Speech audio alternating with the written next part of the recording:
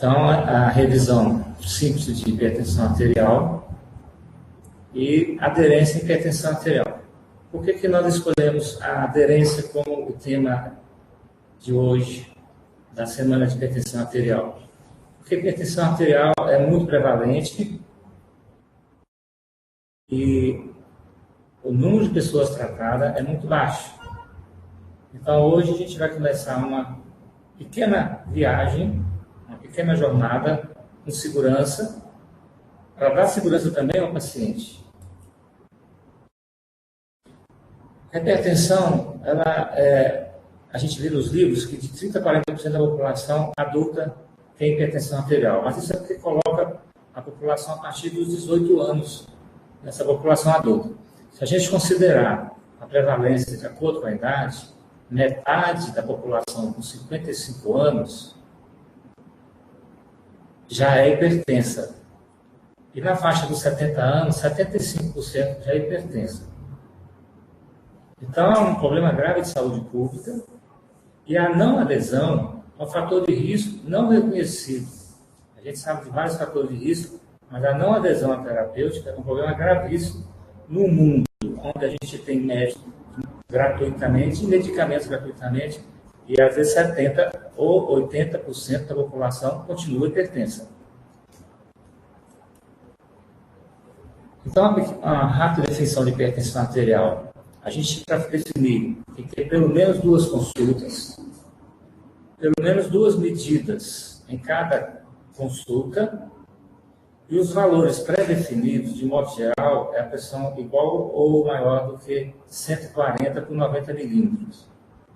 Esses valores são baseados em trabalhos clínicos randomizados. Então, eu diria aqui nesse quadrinho, de uma maneira mais simples, que a pressão medida em várias medidas, em muitos momentos, de preferência com a medida residencial de pressão arterial, valendo os valores mais baixos. Pode-se utilizar o mapa ou mesmo medidas frequentes de consultório, de PSF, de farmácia, de domicílio.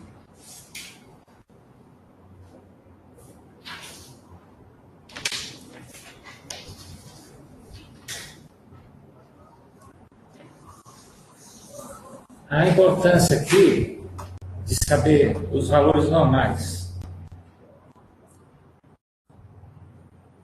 Para quanto a gente deve reduzir a pressão arterial?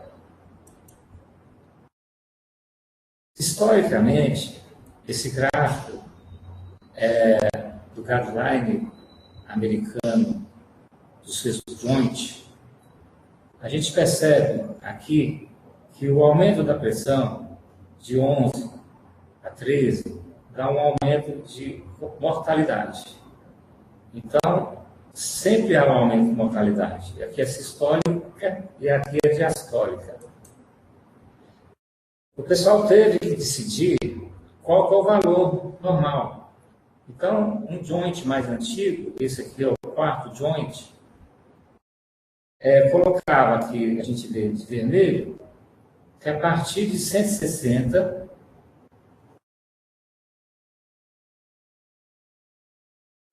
seria hipertensão sistólica.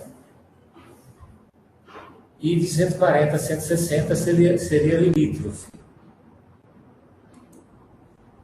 Aí o pessoal resolve abaixar o valor de 160 para 140. Por quê? Porque aquele valor antigo, aqui nesse ponto de corte, já havia uma grande redução de mortalidade por AVC ou por infarto. O problema é que o pessoal percebe que, com o passar dos anos, nesse ponto de corte, 20 a 30 anos depois, começa a aparecer insuficiência cardíaca, miocardiopatia dilatada ou insuficiência renal e paciente na hemodiálise. Então, a longo prazo, esse valor 160 não era bom. O pessoal abaixou, então, para 140. Então, a coisa vai evoluindo. Esse quadrinho aqui azul, a gente vê hoje como que é o critério que a Sociedade Europeia de Hipertensão adota. Eles colocam como ótimo, abaixo de 120 por 80, e normal de 120 a 130, de 80 a 85, arredondado. sendo que essa classificação europeia é a mesma que a gente tem no caderno de atenção básica que o Ministério da Saúde disponibiliza. É igual. O problema aconteceu mais o ano passado, quando o 8º Joint colocou que na população com idade igual ou acima de 60 anos, deveria começar a tratar com a pressão igual ou acima de 15/90. Isso provocou muita discórdia. Muita. Muitos médicos assinaram o primeiro documento e retiraram a assinatura, contrariando o que a maioria do senso comum pensava, de que quanto mais baixa a pressão, mais longevidade.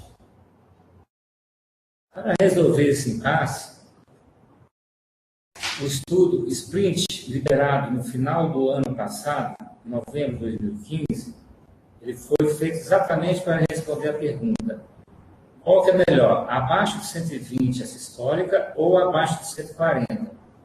Com quase 10 mil pacientes, e a resposta foi: abaixo de 120 milímetros de mercúrio é melhor, em qualquer idade. O estudo teve um resultado tão bom que foi interrompido precocemente. O 8º Joint foi até criticado porque ele demorou a sair. Ele saiu no final do ano passado também. O ano retrasado. E por isso que esse estudo saiu quase que ao mesmo tempo, porque eles ficavam com receio de colocar aqueles valores de 150/90 no guideline. Para a gente fazer o bom diagnóstico, a gente tem que ter a garantia de medir de modo correto. O paciente tem que ter algum descanso antes da medida. O manguito tem que ser justo, apertado o suficiente para caber um dedo, mas ele não pode ser frouxo. Proibido ser frouxo. A posição correta é 2 centímetros abaixo da prega do cotovelo. O tamanho é proporcional. Se for um braço muito grande, tem que ser um manguito maior. Se for um diâmetro menor, o manguito é menor. E no adulto, a pressão diastólica é quando os sons de coração desaparecem. É um erro comum da gente perceber, pessoal que tem menos técnico, como em farmácia, de considerar quando o som abafa. Às vezes vem 18/9 ou 12, falando em centímetro, falando em milímetro, 120/90, quando a gente vai ver, na verdade, é 120/80. E medir uma única vez não é bom, porque a primeira medida ela é cheia de expectativa. Então, a gente tem que repetir a medida e falar com o paciente para que ele não fique com a expectativa da notícia. Então, sempre dizer a primeira medida, falar para o paciente relaxar, diga de modo tranquilo, daqui a pouco começo de novo, será mais baixo, é comum a pressão variar. A gente vai ver adiante que também é importante medir a pressão no pé. O paciente sempre tem que ser ensinado. Hoje é muito comum o paciente queixar que a pressão dele está oscilando. Isso sempre aconteceu, só que ele não tinha o hábito de medir frequentemente. A pressão oscila às vezes em segundos, é normal oscilar. Eu costumo dizer para o paciente que é igual o contagiro do carro. Se eu tenho aqui 1000 giros e eu tenho aqui 20 mil giros, eu não vou regular o carro pelo giro mais alto, eu regulo o carro pelo giro mais baixo. Então, aqui uma outra modo de mostrar para o paciente, como se fosse maré alta, maré baixa. A pressão pode variar, mas eu vou regular ela pela maré baixa, pela média mais baixa. Lógico, se o paciente ficar sempre com as medidas elevadas, tem alguma coisa errada, ele deve estar hipertenso. A gente vai tirar a dúvida com o MEPA ou com o mapa. Agora, falando de aderência. A não adesão existe, como falamos, mesmo com medicamentos gratuitos. É um fator de risco não reconhecido. E por que existe a não aderência? Como evitar? Então, primeira definição. ela não é simples, porque ela não pode ser descrita como um número. Aqui a gente tem uma coisa dinâmica. 80% do tempo tratando 80% de medicamento seria aderente? É difícil responder. Perder uma dose a cada 5 dias seria aderência ou não aderência? Perder uma semana de tratamento a cada 5 semanas é diferente do último exemplo. E também para definir a aderência, a gente tem que saber se o paciente está tendo hipertensão resistente, ou seja, ele está aderente, e se ele tem hipertensão do jaleco branco, também chamada de hipertensão de consultório. Ele está aderente, mas ele está dentro do consultório. Aqui eu coloco uma crítica nesse quadrinho, que para a gente ter uma boa aderência, tem que facilitar para o paciente. Dependendo do local onde ele mora, existe a exigência de ter uma receita nova a cada mês ou a cada 3 meses, o que dificulta a aderência do paciente.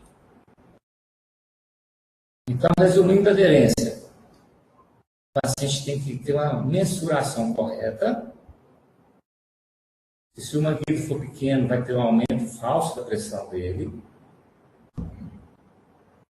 Garantir que não é hipertensão resistente e garantir que não é uma hipertensão de consultório. E, por último, colocando aqui, garantir que a dieta dele é hipossódica.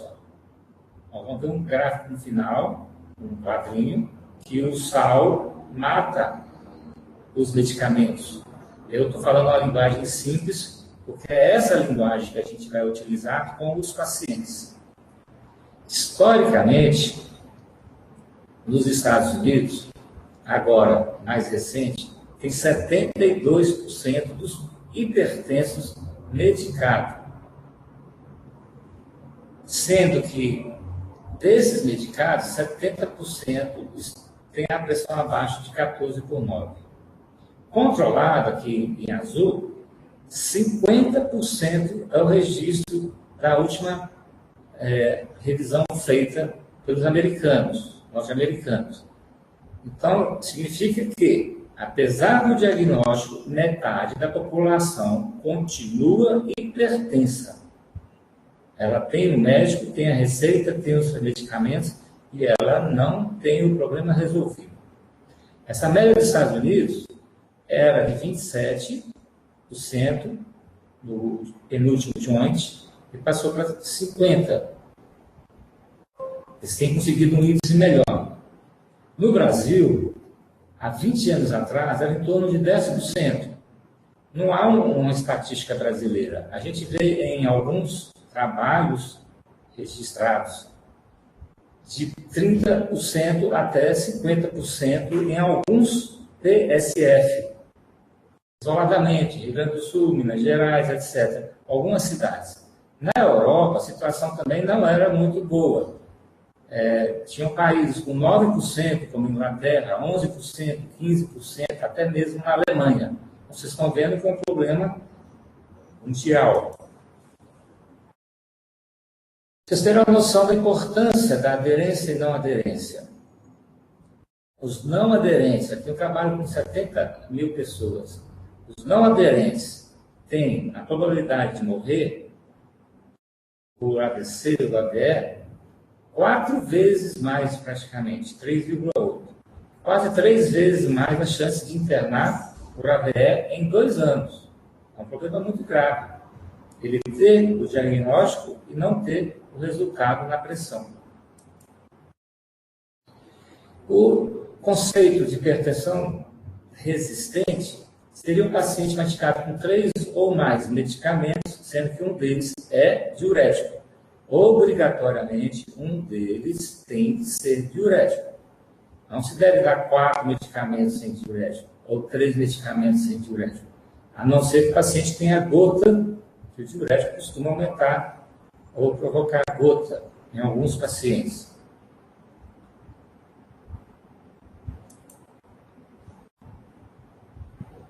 Então, alguns pacientes considerados a hipertensão resistente, na verdade, nem era isso. Era paciente com baixa aderência, ou total falta de aderência. Aqui é um conceito interessante, a aderência do jaleco branco. Vocês estão vendo aqui o gráfico inicial, que nas semanas depois da consulta, a aderência vai caindo. E nos dias anteriores à consulta, a aderência vai subindo. Faltando 1 dia, 2 dias, 3 dias, o paciente vai voltando a tomar um medicamento para fazer tudo com o seu médico. O caderno de atenção básica do Ministério da Saúde já recomenda que a pressão deve ser realizada fora do consultório médico sempre que possível. Então, reforçando que fora do consultório médico, geralmente são as pressões mais corretas. É a que eu utilizo no meu consultório. Eu faço a medida no meu consultório, mas eu dou o valor mais as pressões medidas lá fora. As medidas domiciliares, o cartão do PSF, a medida residencial ou domiciliar de pressão arterial, ou mesmo o mapa. Então, a gente tem várias maneiras de ter esse diagnóstico fora do consultório. A medida residencial ou domiciliar da pressão é esse cartão. Eles colocam de maneira oficial que seria 3 medidas pela manhã e 3 medidas à noite, antes do jantar, durante 5 dias. Não é necessário que seja desse jeito. Pode ser várias medidas anotadas, mas daquela maneira oficial de se fazer. Eu acrescento aqui, então, que podem ser muitas medidas em diversos momentos tranquilos, por um prazo mais longo, 1 ou mais semanas. Nesse momento que o paciente está tenso, não é um momento bom de medir a pressão. O momento ideal, então, é um momento de tranquilidade e falar com ele. A hora que ele sentir bem, ele ir procurar a medida da pressão nesse momento. Eu enfatizo aqui o que não é muito enfatizado nos guidelines, nas diretrizes. A hipotensão postural é uma situação comum que o paciente relata que queixa, que sente mal com o medicamento e suspende. O motivo dele ter hipotensão postural é que o profissional de saúde normalmente não mede em pé, ou não mede mais de uma vez, ou não mede, ou não pede, ou usa o mapa OMRPA. Então, a gente vai insistir em medir em pé e falar para o paciente e repetir a medida. Devo sempre medir em pé. Se é um paciente novo que eu não conheço, eu devo medir deitado, falo o valor para ele relaxar. Ele solta aquela adrenalina, a pressão já começa a baixar naquele momento. Eu falo e meço novamente. 2 vezes deitado, pelo menos, é o que eu faço. E depois eu ponho ele em pé e faço uma busca de hipotensão postural. Se for a primeira consulta, eu vou medir nos 2 braços e também nas pernas. Eu já percebi que, se não falar, alguns pacientes a pressão permanece elevada. Por quê? É mais fácil lidar com a notícia do que lidar com a expectativa da notícia. Então, aqui nós vamos ver alguns exemplos. Por que medir deitado e em pé? Eu vou aumentar o medicamento, medir 180 por 90, a segunda medida baixou um pouquinho. Eu já falei do paciente, 170 por 90, ele está medicado com losartana, hidroclorotiazida. Sentado pode ser um valor mais baixo, mas não define. O que vai me definir é em pé. Ele tem 170 por 90, aí eu acho que a medicação está insuficiente ou está com alimentação muito sal. Então, eu vou aumentar o medicamento. Vou insistir na redução do sal. E este paciente, eu medi 180 por 90, segunda medida, já falei para ele, 180 por 90, sentado não vai me colocar um ponto que me define. Eu meço em pé, ele está com 145 por 80. Eu vou valorizar essa pressão em pé. Não está baixa, não está alta. Talvez eu possa dar uma melhorada na medicação. Eu coloquei exatamente 145 para ficar um valor de dúvida. Talvez eu possa insistir na dieta hipossódica, talvez eu possa observar mais através de um MRPA. Mas a pressão sentado vai me deixar na dúvida. E agora, dois momentos, dois pacientes.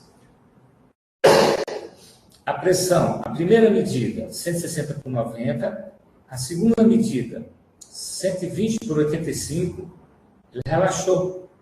Vou aumentar medicamento? Lógico que não. E colocar ele em pé, confirma a medida que eu medi por último. Então, eu não vou aumentar a medicação. Sendo que essa possibilidade, ela existe. Eu colocar ele em pé, o paciente está com uma pressão baixa e é aquele paciente que fala que não sente bem com o médico, com os remédios que o médico passou. Ele está tendo hipotensão postural, ou por excesso de medicamentos, ou mesmo por desidratação. É fácil descobrir.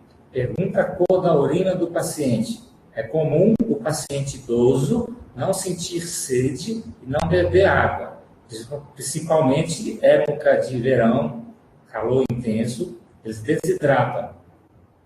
Nós temos que insistir que o paciente tem que ficar bem hidratado, conferindo a cor da urina sempre o mais claro possível. Não só eles, como todos nós. Vocês também, e eu. E esse paciente, é possível acontecer um pouco alto, 160 por 90, depois ele está 120 por 80 e depois em pé, 140 por 80. É um paciente simpático tônico, isso lhe dá uma informação. Provavelmente ele tem um predomínio de adrenalina. Então a informação é, talvez seja melhor um beta-bloqueador do que uma valsartana. Talvez seja melhor eu pensar em como tratar o estresse desse paciente. Vocês estão vendo que a pressão em pé dá informação que muda até a terapêutica. A norma da diretriz é medir sentado. Opinião pessoal minha. Talvez consulta pela enfermagem, não sei. Talvez a enfermagem tenha que fazer como eu estou sugerindo. A triagem de muitas pessoas, sim. Retorno sem maior necessidade de controle, tudo bem. Eu já conheço o paciente, já sei que ele tem a pressão bem controlada e bem conhecida. Eu nem quero medir a pressão dele, ele pede para medir a pressão, eu começo sentado. Também eles falam que deve ser feita a média aritmética. É assim que é feito nos trabalhos científicos. Eu discordo um pouco, mas se eu for fazer um trabalho científico, eu tenho que seguir esse padrão. Mas, para mim, a pressão mais baixa, que está aqui colocado, 180, 150, 140, 120, eu vou valorizar a pressão mais baixa. Espero que vocês estejam acordados agora e não como esse passarinho que está dormindo. Como fazer a boa aderência? Para o profissional, tempo e conhecimento é o principal. Para o paciente, o principal é motivação e confiança. Estudos mostram que a mais efetiva terapia, por mais cuidadoso clínico, irá controlar a hipertensão somente se o paciente estiver motivado para tomar medicação e promover estilo de vida saudável. Aqui eu vou falar para vocês uma coisa importante na relação médico-paciente. Comunicação. É uma coisa que a gente não estuda e não aprende muito na escola. A capacidade linguística nossa tem que ser cada vez mais aperfeiçoada. A motivação melhora quando o paciente tem experiências positivas e confia no médico. E aqui o que eu falei, desenvolver a linguística, a empatia constrói a confiança e é um potente motivador.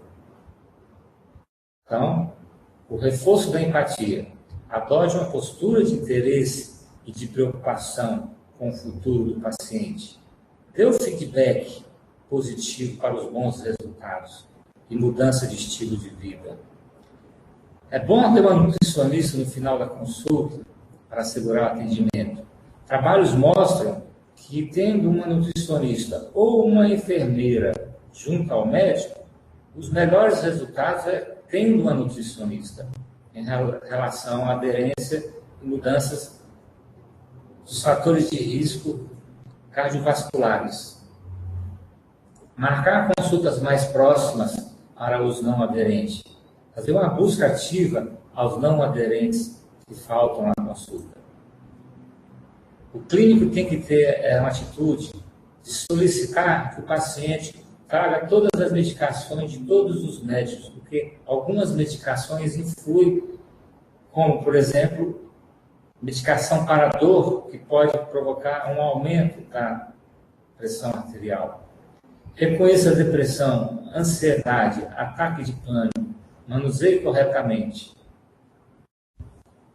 Pergunte qual medicamento que toma para a dor e esteja consciente que você deve trocar o esquema que foi mal sucedido. Busque por aquele mais provável de sucesso. E esteja atento à hipotensão postural por excesso de medicamento. E antecipe problemas. Por exemplo, jovens podem não tomar o medicamento por medo da impotência. Hoje isso é menos frequente, porque os medicamentos de hoje menos comumente provocam isso. Os pacientes mais antigos têm essa informação na cabeça. Costuma, às vezes, ter o efeito placebo participando disso aqui. Para o sistema de saúde, é importante a gente ter um sistema de marcação bem organizado. Marcar a consulta próxima antes do paciente sair do posto. Usar o sistema computadorizado para lembranças e contatos. E buscar quem faltar ao agendamento. Para nutricionista, enfermeiro e outros da equipe multidisciplinar. Participar da educação sobre o tratamento. Descubra como o paciente está entendendo e aceitando o diagnóstico da hipertensão. Eu tenho que entender e aceitar. Eu descobri uma frase que tem me ajudado na aderência. Depois de muitos anos, o paciente costuma falar, ou a família, está desobedecendo o médico, não está tomando medicamento. Eu costumo dizer, está desobedecendo o coração. Quem está pedindo isso é o coração. Está desobedecendo o sangue. Quem pede esse medicamento é o sangue. Então, eu estou colocando a responsabilidade da utilização do medicamento como quem manda é o corpo do paciente, não é o médico. O médico só interpreta. Diga o valor medido da pressão, dê uma cópia anotada, explique ao paciente sobre o tratamento, dê folhetos escritos e informativos sobre dieta, estilo de vida, atividade física, uso de bebida alcoólica. Tem gente que para o medicamento para beber uma pequena dose de cerveja ou de uísque ou qualquer outra bebida. Eu falo que pode, deve manter o medicamento. A primeira dose de medicamento, nem deve se dizer para o paciente, tem um pequeno efeito hipotensor. Relaxa a musculatura e os vasos também. Envolva os membros da família. Sugira atividades de grupos.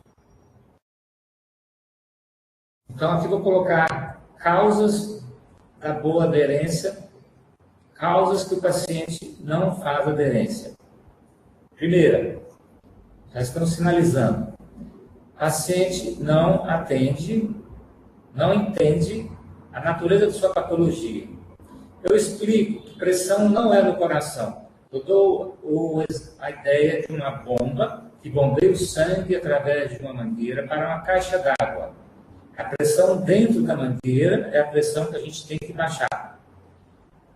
Eu coloco para o paciente a roça mesmo aqui de Montes Claros, eles entendem, o carneiro que bombeia.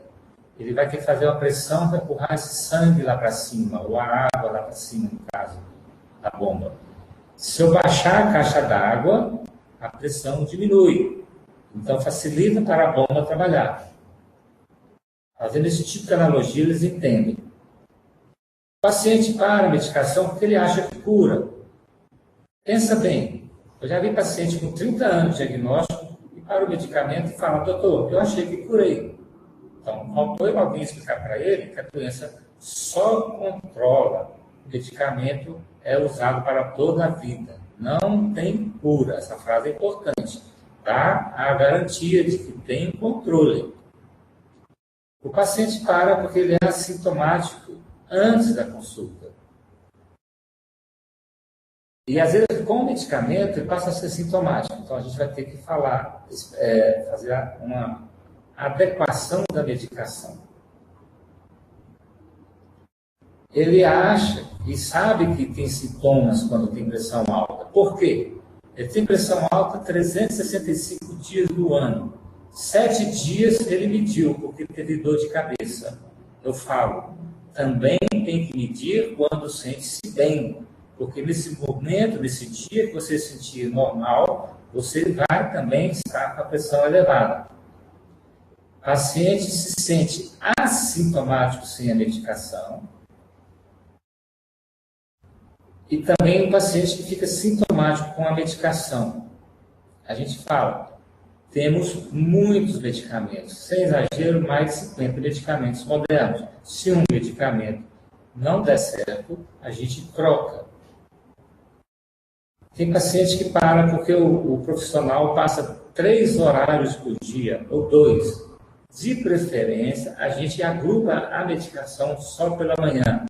Alguns trabalhos falam que uma hipertensão mais intensa pode-se dar pelo menos um medicamento à noite que tem uma melhor, uma redução da mortalidade. Então, o profissional tem que diminuir o número de horários de uso do medicamento. Curso do medicamento. O profissional tem que se informar e buscar saber o preço. E o profissional que não sabe preço. É a natureza psicológica do paciente. Aqui é a habilidade do médico de fazer a leitura corporal e psicológica. Ele vai falando o que tem que falar e analisando o paciente. Se ele perceber que o paciente já olha para o relógio, já está prestando atenção em outra coisa, ele tem que adequar a comunicação.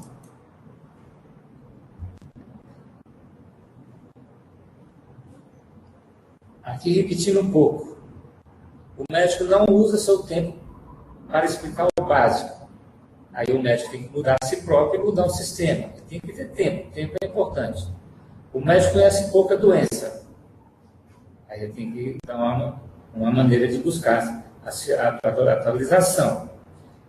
Ele desconhece cada medicamento. Ele tem que estudar o modo de ação de cada um, a cinética de cada medicamento, os efeitos colaterais, etc. Prescreve em excesso, saber a cinética de droga. Por exemplo, losartana, ela dura 24 horas. Não faz sentido dar losartana a cada 12 horas. Basta uma losartana de manhã, 100 miligramas de manhã, é o que faz sentido. 100 miligramas é o correto, uma vez por dia. Não 50 de manhã, 50 à noite.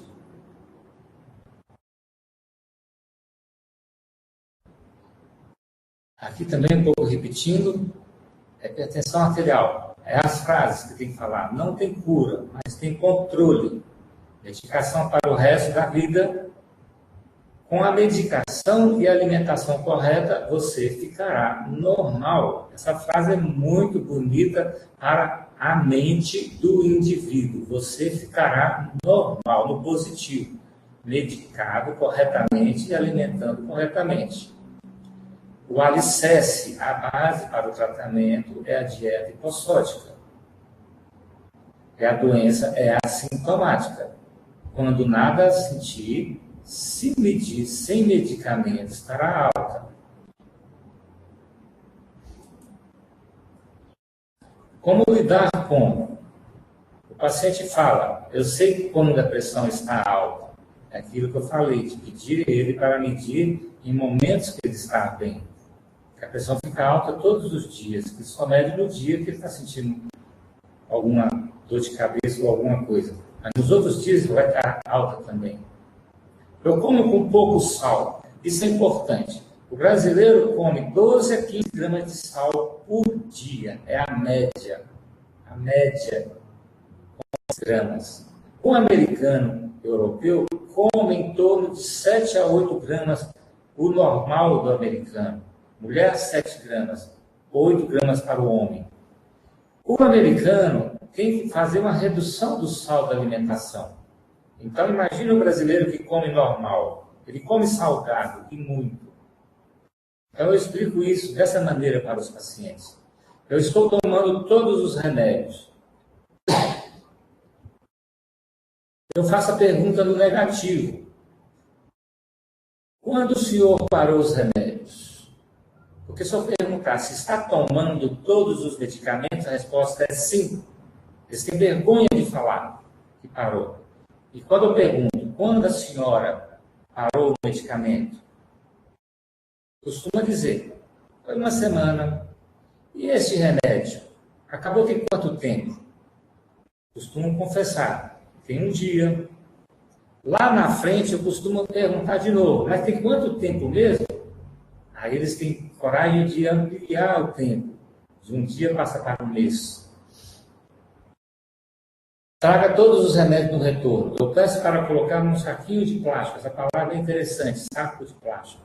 As madames mais ricas e o paciente mais humilde abre a bolsa com o saquinho de plástico, todos os medicamentos, as cartelinhas dentro, e coloca na mesa para a gente ver. Vou ter que tomar o remédio para a vida toda? Sim. Vou ficar dependente do medicamento? Sim. Igual é dependente de água, igual é dependente de comida, igual é dependente de roupa, dependente de amor, dependente de dinheiro, de oxigênio. Nós somos dependentes de muitas coisas. E vai ficar dependente do remédio, sim. O remédio está me fazendo mal. Então, vocês vão avaliar a hipertensão postural, avaliar a troca de medicamento, fazer mapa, MRPA, e ver se é psicológico ou não. O remédio diminui a ereção, talvez fazer uma adequação terapêutica. Aqui é uma frase de um paciente que eu adotei. Doutor, depois de eu explicar 10 minutos, o paciente, seu Joaquim, falou a seguinte frase. Doutor, quer dizer que o remédio mata a doença? Sim, seu Joaquim. Resumiu bem. Isso quer dizer que o sal mata o remédio? Seu Joaquim, que frase que o senhor falou. Nós temos que garantir que a dieta é hipossódica. Porque senão, nós vamos ter aqui o sal matando a medicação. Uma boa prática, todos vocês, de propósito, coloquei essa medida do paciente em pé. Obrigado.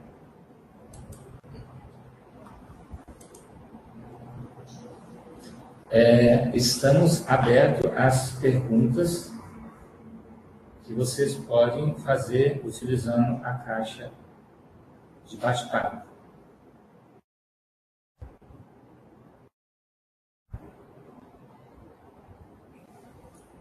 Podem ficar à vontade.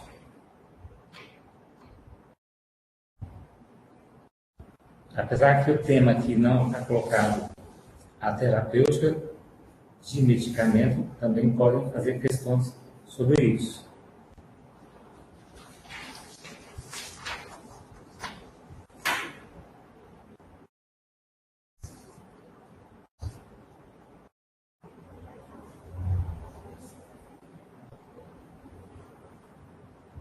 Enquanto vocês vão analisando, boa tarde, Lucinho. Obrigado, Isabela e Luana.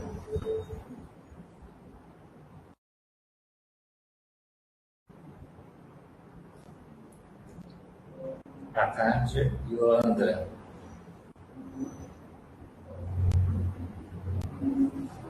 Enquanto vocês vão analisando as perguntas, vocês podem saber que temos materiais educacionais no site.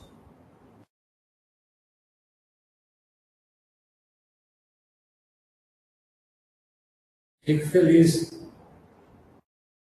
com as observações de vocês.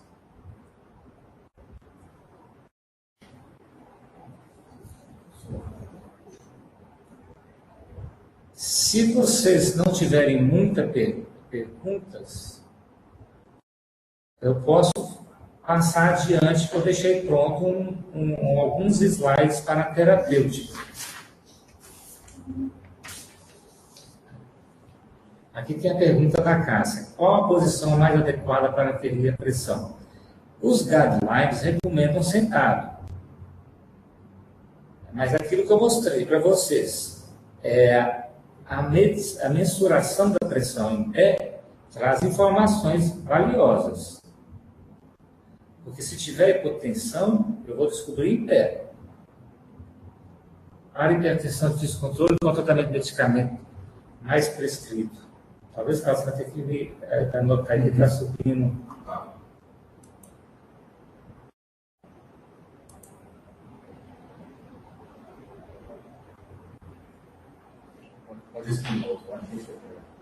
Eu estou procurando ela aqui.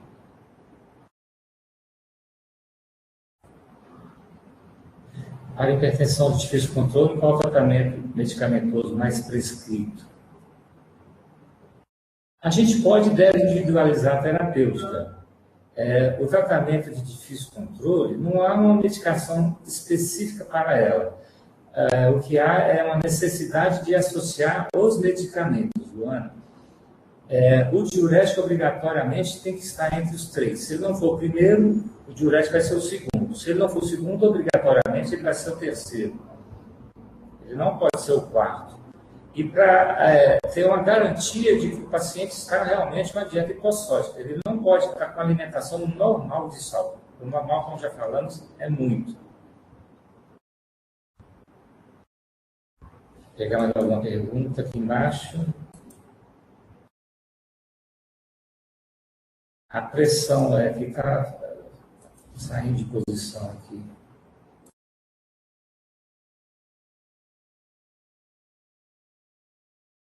Caso você puder me colocar essas perguntas por escrito, melhor.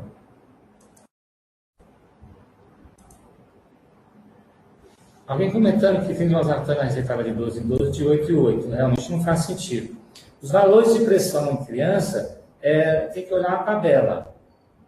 Qual tem o percentil para altura e peso em criança, também tem uma tabela. São valores mais baixos. E tem que ter um manguito pequeno, proporcional ao braço do paciente. 2/3 do braço.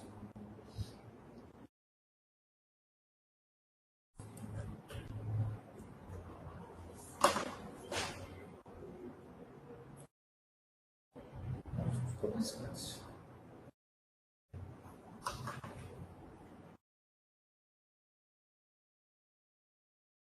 Perguntando se pode ter acesso aos slides. Eu acho que vai ficar, essa aula vai ficar disponível no site.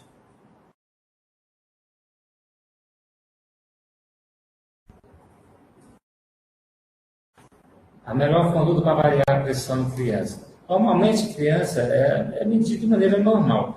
A maioria das vezes, a hipertensão em criança pode ver que é obesidade.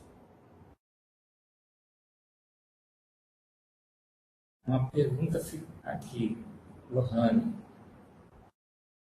Na conduta terapêutica para pessoas maiores de 60 anos, aquela ideia de uma pressão arterial maior, mesmo assim, como você nos falou, qual é a sua visão pessoal sobre isso? Diante do novo resultado da pesquisa de novembro de 2015. Como você avalia isso na sua prática diária? Lohane, essa pergunta sua é muito valiosa, porque eu nunca mudei a minha conduta. O aparelho de pressão foi inventado há mais de 110 anos, no final do século retrasado. Não havia medicamento. Então, quem usava aparelho de pressão eram as companhias de seguro. As companhias de seguro fizeram a curva de sobrevida no início do século e durante todo o século passado. Pressões mais baixas é sinal de vida longa.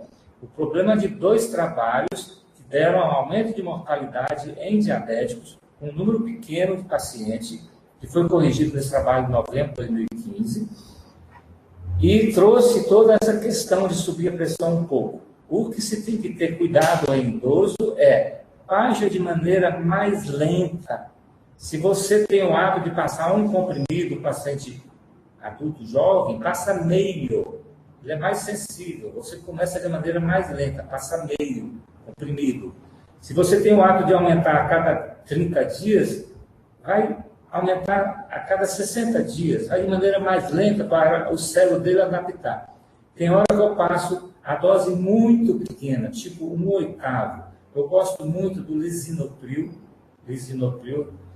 que antigamente chamado de Zestril, no lançamento, porque ele tem a possibilidade da dose de 20, de 10 e de 5. Eu pego a dose de 5 e parto no meio. E o paciente vem com a pressão muito baixa no retorno. Olha a cautela que eu tive, e às vezes tem essa queda de pressão que até assusta. Imagina se eu tivesse dado inteiro. Então, o paciente de idoso, a gente tem que sempre ser cauteloso e aumentar de maneira lenta. A Alessandra está perguntando se vai ter reprise. Foi gravado, provavelmente vai ficar no site a aula.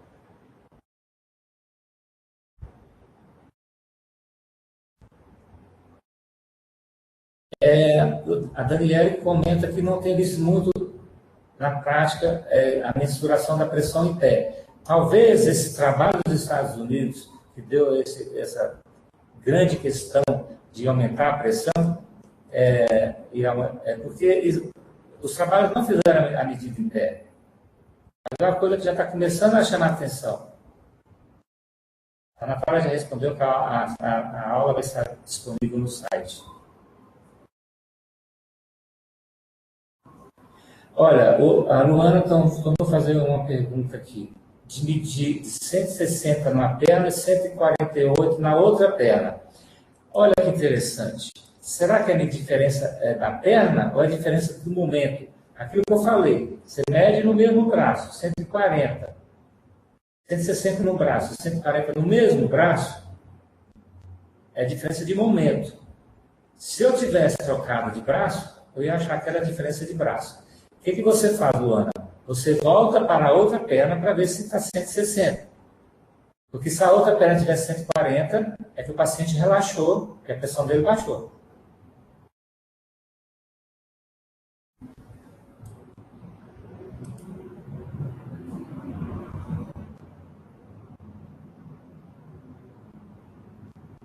Gestante. Tem mais um pouquinho. Eu não consigo pegar, né? A última é gestante. É o nome. Gestante que apresenta pressão acima de 140 por 90. Tem que ser tratada. Tem que ver se não é ansiedade, se não é hipertensão de consultório. Você tem o diagnóstico, aquilo que nós falamos, de medir mais de uma vez, mais de uma consulta.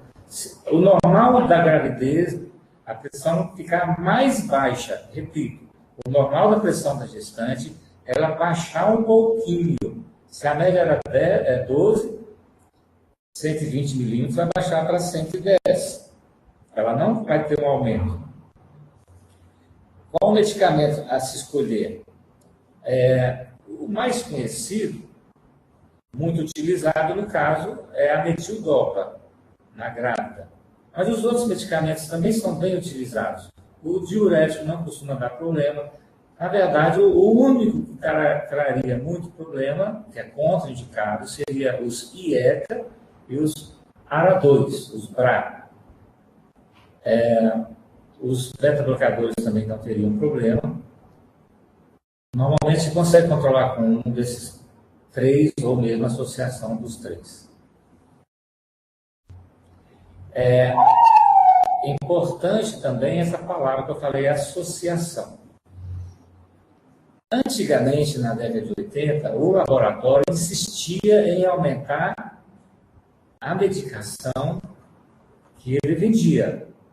Por exemplo, se vendia hidroclorotiazida clorana de 50 miligramas, falava, meu remédio é o melhor, receita 1 clorana de 50, 2 clorana de 50, 3 clorana de 50, um total de 150. Hoje a gente não faz isso, porque dá um efeito colateral aumentado. Então a gente hoje usa o hidroclorotiazida metade da dose antiga, 50, passa para 25, no máximo 50. A mesma coisa com o beta-bloqueador. Eu vou dar propanolol de 40, de 80, de 160, 320. Aumentava o efeito colateral e não tinha boa resposta. Então, o bom hoje é doses menores e misturar as medicações, as classes. A Cássia perguntando se a pressão de consultório jaleco branco tem que ser medicada. Não. Esse paciente, quando ele faz o MRPA ou o mapa, ele é normotenso. PA de consultório ou sim jaleco branco é um paciente normotenso. É muito comum ele sentir mal com o medicamento, porque ele passa a ser um normotenso medicado e deixa de sentir fraqueza, moleza.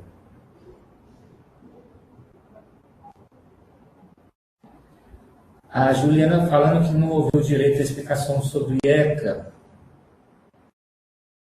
Associação de ECA inibidor de enzima de conversão.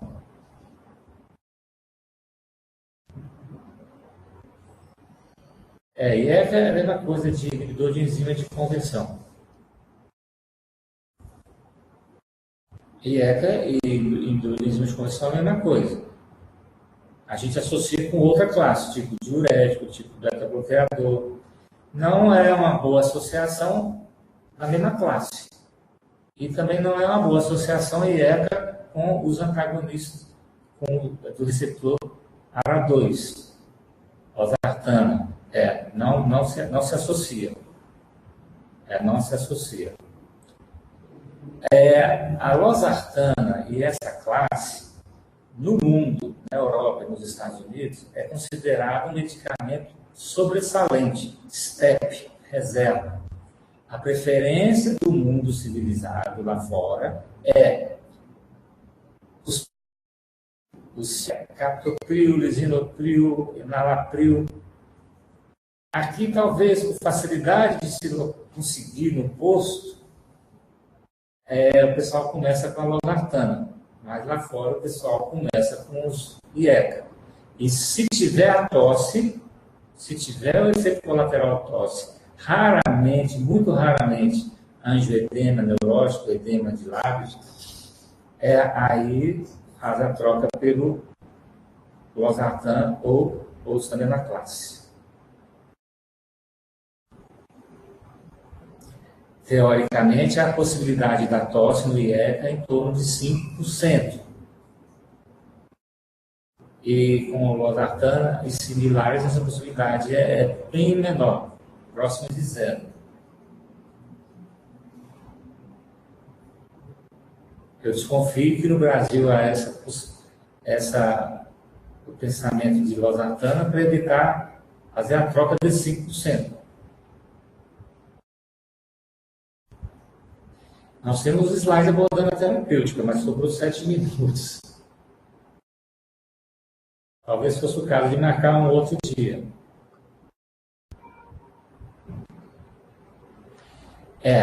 Você pode usar a losartana de 12 em 12 horas, mas não precisa, porque tem um comprimido de 100 miligramas e você dá um de manhã.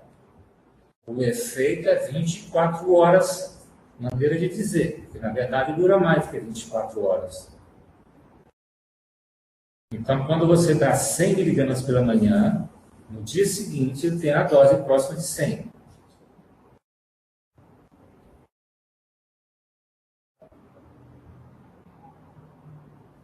eu só ver aqui, eles estão pedindo continuar mais. Olha, o pessoal me autorizou a continuar, então vamos continuar.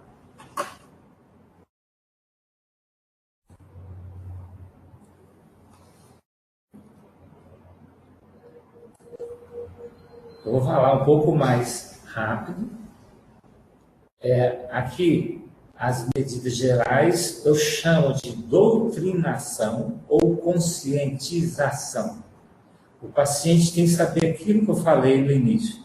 Pressão alta não cura, o medicamento é para a vida toda. Você, sem remédio, não sente, tudo aquilo que nós já falamos. A dieta hipossódica, que a gente já falou. Moderação no consumo de bebida alcoólica, porque a primeira dose cai a pressão, a segunda volta a subir e a terceira em diante sobe. Então, ele pode usar uma dose, no máximo 2 por dia. Redução do peso corpóreo, atividade física aeróbica, evitar exercícios de força. Só de fazer força com a mão fechada a pressão já sobe. Parece bobagem, mas o paciente tem que tirar férias. técnicas de relaxamento, yoga. Você vê paciente com 10 anos sem férias. Fibras vegetais, frutas, isso ajuda ao potássio para tabagismo. Então, aqui nós temos o agrupamento dos antihipertensivos, os diuréticos, os inibidores adrenérgicos, beta-bloqueadores, alfa-1 em ação central, metildopa, os vasodilatadores diretos, tralazina, lomiten, os bloqueadores de cálcio, os IECA e os ARA2. A abordagem mais liberal para iniciar com a monoterapia. Você não tem um ranking qual medicamento você vai começar. Mas nós vamos tentar ajudar vocês a escolher qual o primeiro medicamento. E como eu falei, se possível, se necessário, combina duas drogas. Tem vantagens e desvantagens. Vou falar aqui mais simplificado. O diurético, ele tem efeito mais pela dilatação. A resistência vascular periférica é diminuída, apesar da gente achar que é por causa da diurese. A dose hoje é 25 mg de hidroclorotiazida, pode ser metade disso ou o dobro. A dose pequena não costuma alterar o perfil metabólico. E o efeito colateral seria uma possibilidade de aumentar a glicemia, triglicérides. Mas nessas doses pequenas, não. Comum. Sendo que esse medicamento, indapamida, vocês memorizem ele, é o único que não altera a glicemia. Então, o paciente que já é diabético, com uso de insulina, é melhor começar com esse aqui, que ele já tem alteração da glicose. Se for um diabético que não usa insulina, mas usa metformina ou similar, pode também, lógico, usar indapamida. Mas não havendo indapamida, você pode usar o hidroclorotiazida em baixa dose.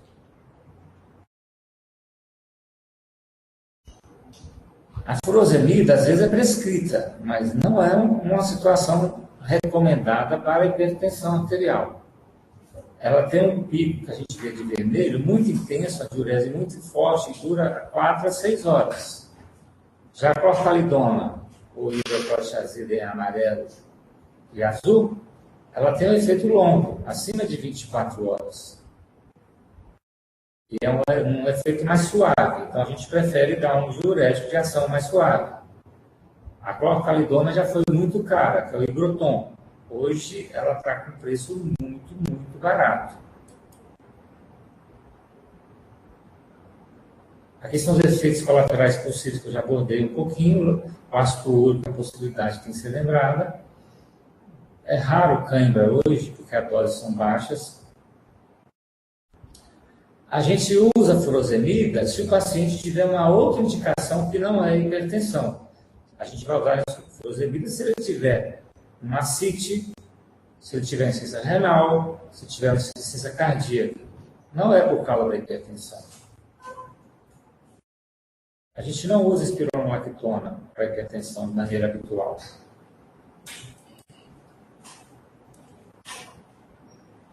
O beta-bloqueador, o primeiro, mais antigo, o primeiro da família, é o propranolol, a dose habitual 40 mg 2 vezes ao dia.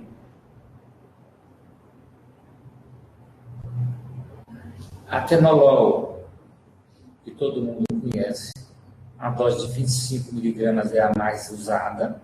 Antigamente a gente usava 100 mg até 200 mg ao dia. Por que não se usa mais? Porque hoje a gente prefere misturar. O efeito é melhor. E a cardioseletividade dele, ele só vai funcionar nessa dose pequena de 25. Tem vários outros medicamentos beta-bloqueadores semelhantes. Efeitos colaterais de broncoespasmo, bradicardia, bloqueio do elétrico, insuficiência cardíaca descompensada, não usa. Após compensação, pode até usar. Insuficiência arterial periférica deve ser evitada. Eu vou priorizar o azul. É bom para quê? Bom quando a gente tem angina pectoris, infarto agudo do miocárdio, porque ele é protetor, ele baixa o consumo de oxigênio, enxaqueca, ele costuma evitar ou adiar a enxaqueca. Paciente tenso, aquele que a gente pôs em pé e a pressão subiu. Miocardiopatia dilatada, melhor do que um beta-bloqueador tradicional, melhor o carvedilol, que é um alfa-beta-bloqueador. Às vezes o paciente com algumas arritmias, exercícios ventriculares, pode ser que diminua ou até controle. Bloqueadores de canais de cálcio está agrupado 3 medicamentos aqui que vão variar muito. Aqui nesse quadrinho, nós temos a nifedipina, que a gente conhece, que tem um efeito vasodilatador, 3 cruzes aqui. No extremo oposto, nós temos o verapamil, conhecido também como dilacoron, no comercial, que ele não tem efeito de vasodilatação, mas ele tem efeito inotrópico negativo muito parecido, semelhante ao beta-bloqueador. Então, não misture o verapamil com o beta-bloqueador. Ele também tem efeito cronotrópico negativo, pode dar uma bradicardia, bloqueios, quando misturado com o beta-bloqueador. E vocês veem que tem, de modo intermediário, o diltiazem, que não é nem igual ao verapamil e nem a nifedipina. A nifedipina representa todas as outras, que eu vou falar aqui de pina. Não tem esse nome, o nome é aqui em cima, dihidropiridina. Nifedipina, nilodipina, nicardipina, são várias. O efeito seria de clássico. Apesar de ter o mesmo nome, bloqueadores de canais de cálcio vão ser diferentes. Para que eles são bons? Baixar a diastólica, começar a fazer uma vasodilatação, a diastólica baixa. Às vezes, coronariopatia, porque ele pode dilatar um pouco a coronária. E o que é bom nesse medicamento? Ele tem uma alta previsibilidade terapêutica. Eu gosto dessa palavra, essa frase. A gente dá e sabe que vai ter um efeito sim. Por que ele não é usado de início? Porque ele pode ter o efeito colateral de edema de membro inferior. E às vezes o paciente queixa. Aí eu vou ter que associar um diurético.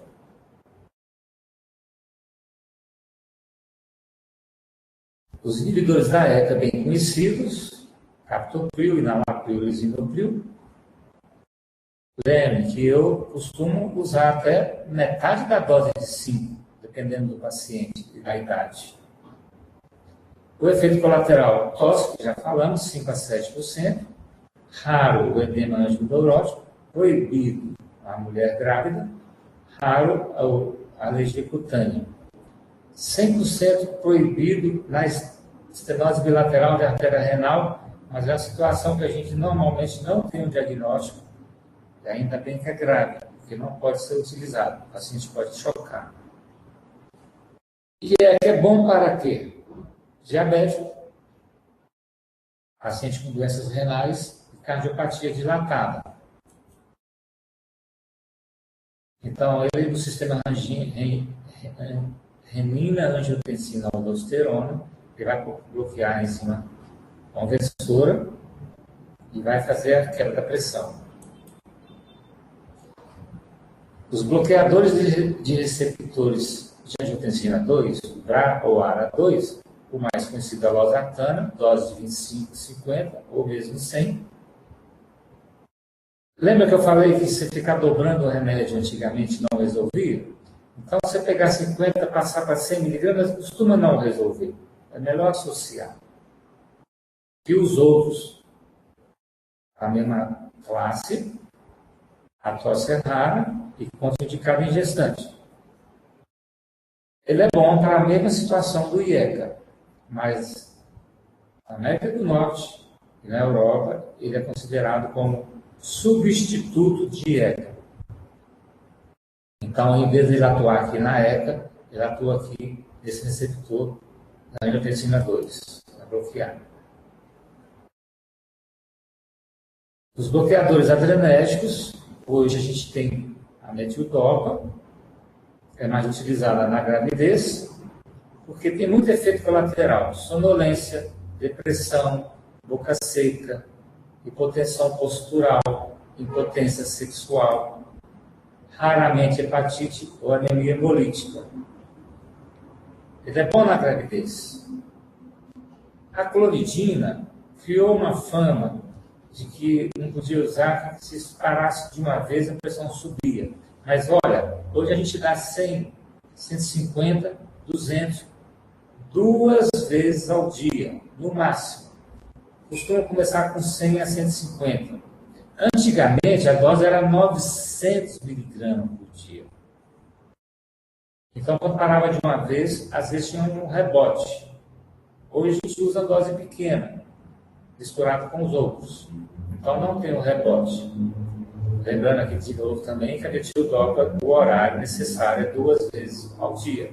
3 vezes, quando você tem 250, vai dar 3 comprimidos, dá 3 vezes. Mas pode ser também 500 de manhã e 250 à noite. É um remédio bom e barato, a clonidina, para a 4ª ou 5ª droga, é uma boa opção. Os alfa-bloqueadores.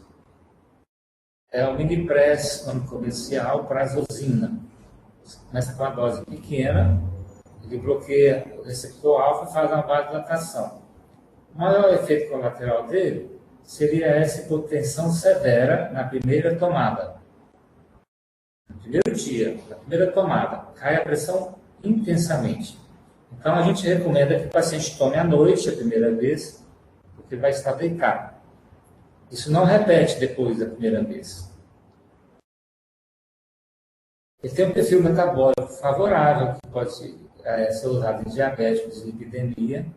Ele tem a desvantagem da taquifilaxia, ou seja, a pressão vai voltar a subir aquela dose. Aí você aumenta a dose, a pressão cai de novo.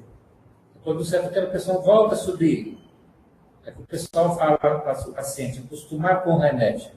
Não acontece isso com os outros. Aqui pode acontecer.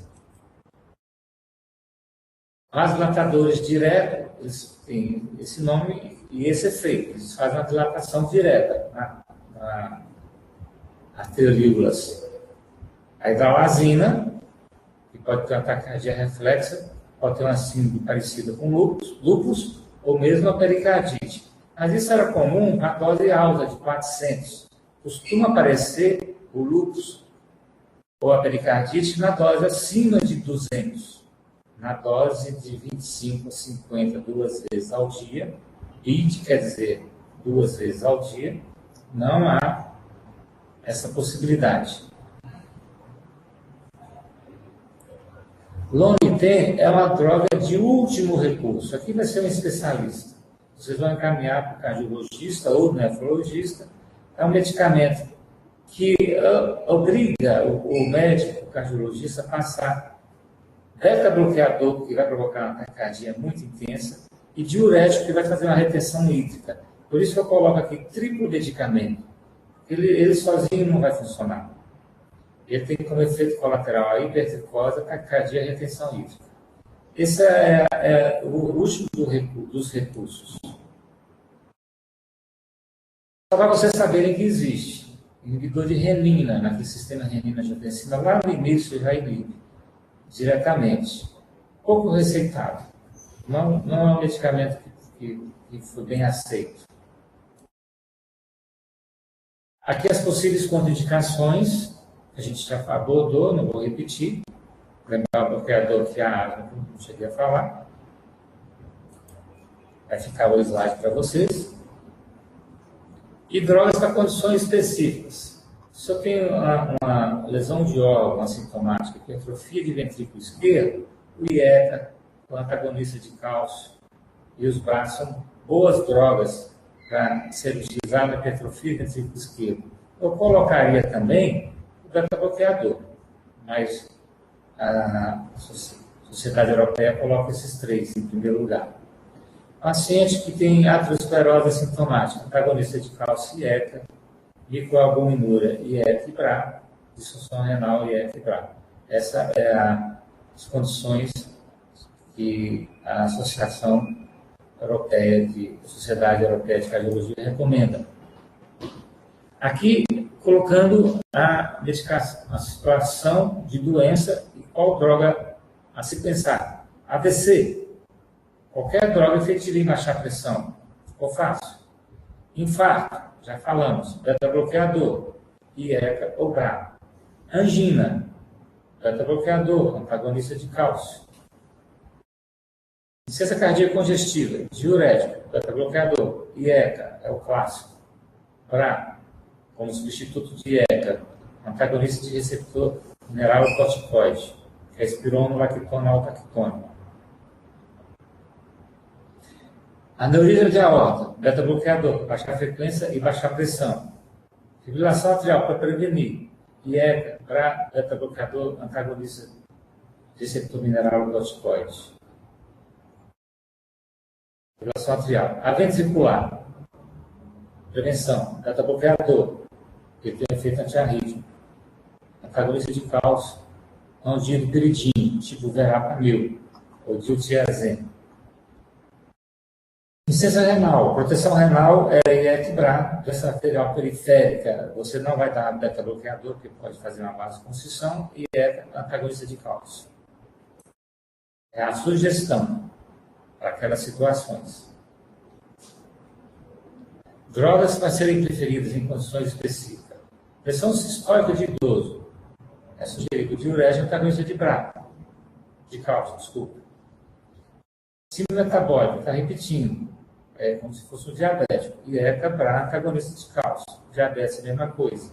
Gravidez, metildopa, beta-bloqueador, antagonista de cálcio. E mesmo o diurético também pode. Raça negra, não vale para o Brasil, mas diurético, antagonista de cálcio, seriam mais eficientes. Mas isso provoca uma confusão. Porque tem gente que vai receitar diurético, antagonista de cálcio para pacientes da raça negra, não receita IECA, não receita BRA. Isso é um problema nos Estados Unidos. Porque no Brasil, esqueçam isso. No Brasil, raça negra, qualquer medicamento pode funcionar. Porque é difícil ter um negro 100% negro no Brasil. De qualquer maneira, mesmo um negro 100% negro, qualquer medicamento pode funcionar.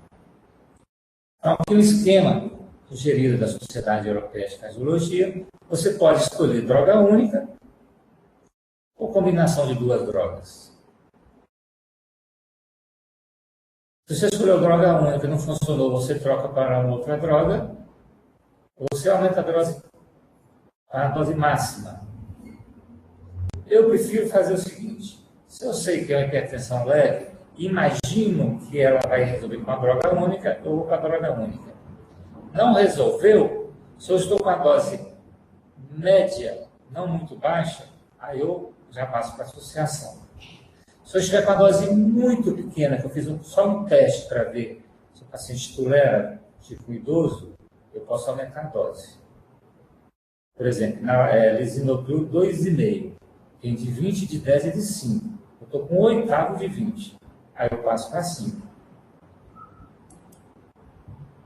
Então, nós temos aqui um esquema antigo que a Ministério da Saúde sugeria, que é escalonamento. Primeiro degrau, medidas gerais. Depois diurético ou qualquer outro. Não há um ranking, prioridade.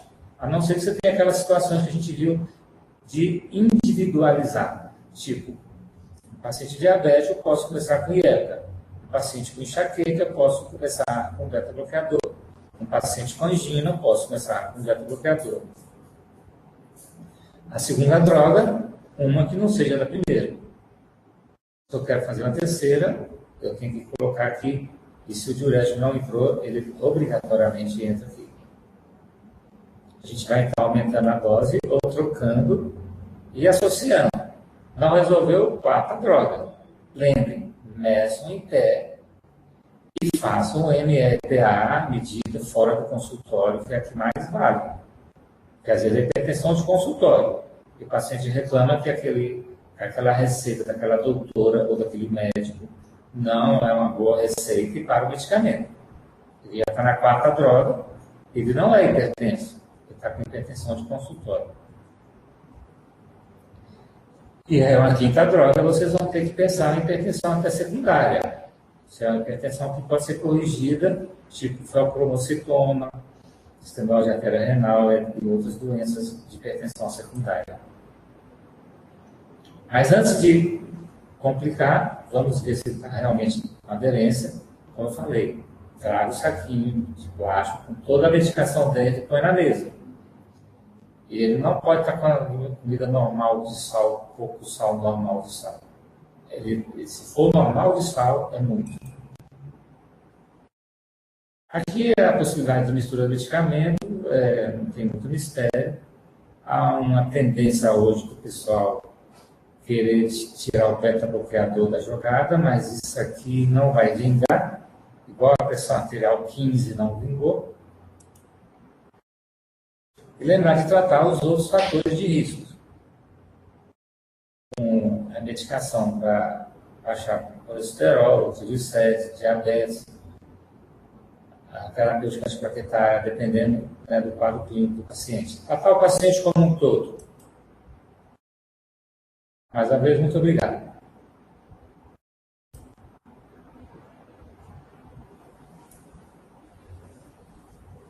Tem o nosso contato aqui.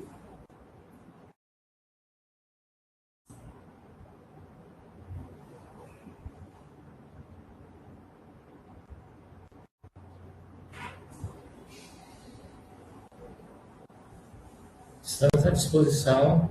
O material educacional vai ficar disponível no site.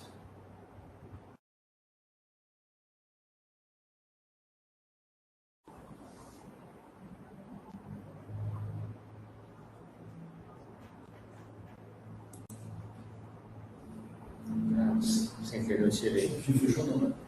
Hein? Fechou o site. Aonde? Qual que é? Acho que eu só reduzir. Esse?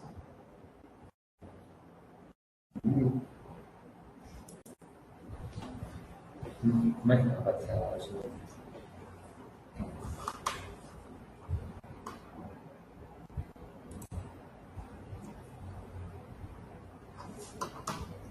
Então, eu agradeço a todos vocês pela presença. E vocês lembrem que estamos juntos, todas as universidades da rede.